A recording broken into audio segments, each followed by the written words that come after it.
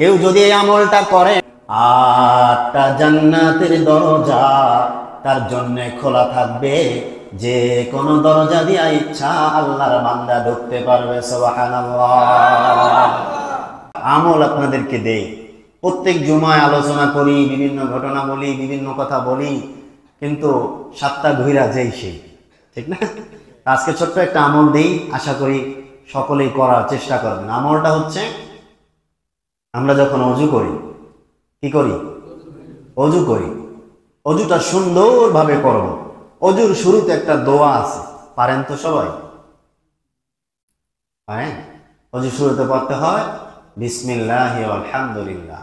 বিসমিল্লাহ এতটুকু বললেই হয়ে যায়, বিসমিল্লাহ বললেই হয়ে যায়। যদি পারেন আলহামদুলিল্লাহ এতটুকু বলবেন। আলহামদুলিল্লাহ এটাও তো সবার পারার কথা, কঠিন কিছু না। তাহলে আমরা অজুর শুরুতেই কি পড়বো? বিসমিল্লাহি আলহামদুলিল্লাহ। যদি এতটুকু না পারেন, কি পড়বেন? শুধু বিসমিল্লাহ। এরপরে অজুটা সুন্দরভাবে করবেন। সুন্দর কিভাবে? আপনার একটা পশমের গোড়াও যেন শুকনা না থাকে। যেই অঙ্গগুলো সুন্দরভাবে ধৌত করার কথা বলা হয়েছে, ওই অঙ্গগুলো পূর্ণরূপে ধুইবেন। সুন্দরভাবে অজু করার পর, অজু যখন শেষ হবে, তখন একটা দোয়া পড়বেন। কি দোয়া? অনেকেই তো জানে, সকলে আমার সাথে সাথে পড়।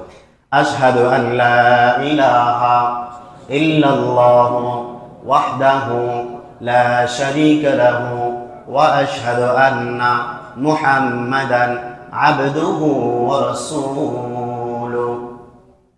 আরেকটু অংশ আছে, কিন্তু এতটুকু পড়লেই যথেষ্ট। জানেননি এর ফজিলত কি? কেউ আসেননি জানেন? সুবহানাল্লাহ, সুবহানাল্লাহ। আমল হলো ছোট, কিন্তু ফজিলত হলো মহান। এর ফজিলত হলো, আল্লাহর কোন বান্দা যদি সুন্দর রূপে ওযু করার পর কালিমায়ে শাহাদাতটা পড়তে পারে, আকাশের দিকে আঙ্গুল তুলে ইশারার কথা বলা হয়েছে, কিন্তু আকাশের দিকে আঙ্গুল তুলে ইশারা যদি নাও করেন, তারপরেও দোয়া পড়লে এটার হক আদায় হয়ে যাবে। কেউ যদি এই আমলটা করে, 8টা জান্নাতের দরজা তার জন্য খোলা থাকবে। যে কোনো দরজা দিয়া ইচ্ছা আল্লাহর বান্দা ঢুকতে পারবে। সুবহানাল্লাহ। তাহলে আমলটা কঠিন না সহজ? সকলে আজকে ওয়াদা দেন এই ছোট্ট আমলটা করবেন ইনশাআল্লাহ। হাত নামান। এই আমল যদি করতে চাই, তাহলে নামাজ পড়তে হবে।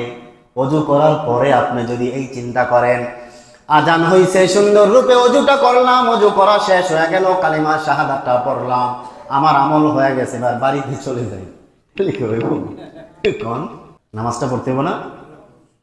সব কথার মূলে আমাদের নামাজ পড়তে হবে। কি বলেন, ঠিক কিনা? আমরা নামাজে আসবো ইনশাআল্লাহ। এই ছোট্ট আমলটা করবেন। খবরদার এমন আবার কেউ না, মানুষ কিন্তু অনেক চালাক, যে হুজুরে কইছে কালিমা শাহাদাত পর্যন্ত, এর পরেরটা তো হুজুর কয় নাই, তাহলে শাহাদাত তো পড়া হয়েছে, আলাবাইতে যাইগা। এটা না, কালিমা শাহাদাত পরে নামাজটা পড়তে হবে।